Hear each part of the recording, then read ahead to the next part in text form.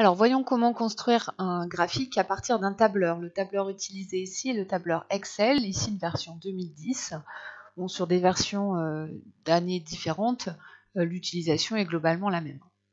Alors je dois commencer par repérer le titre de mon graphique. Ici, temps d'une réaction chimique en fonction de la température.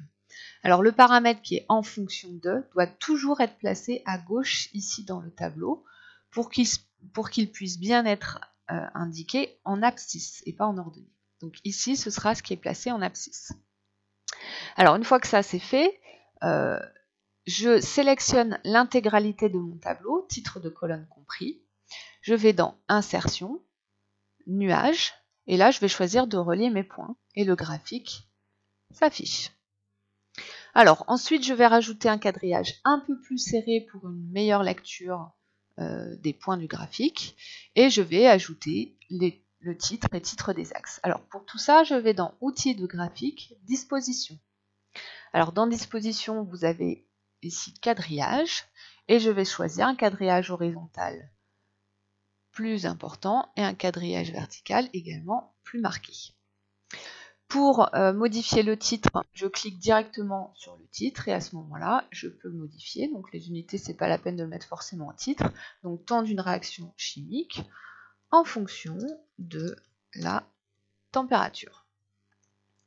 Alors, je vais également ajouter des titres des axes.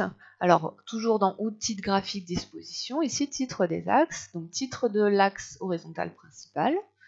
Je vais l'indiquer au-dessous de l'axe, donc ici j'ai plus qu'à modifier mon titre, et également titre de l'axe vertical principal, alors je vais choisir titre pivoté, et ici je peux réécrire sur le texte et indiquer le titre dont j'ai besoin. Donc voilà ce que ça va donner.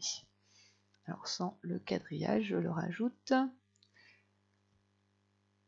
Voilà.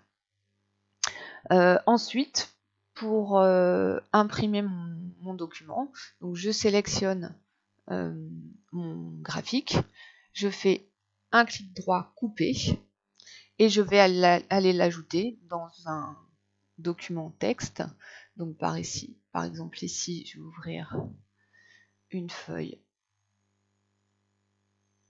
Word, hop, et je colle et mon graphique apparaît. Donc après, j'ai plus qu'à imprimer. Voilà pour la construction d'un graphique.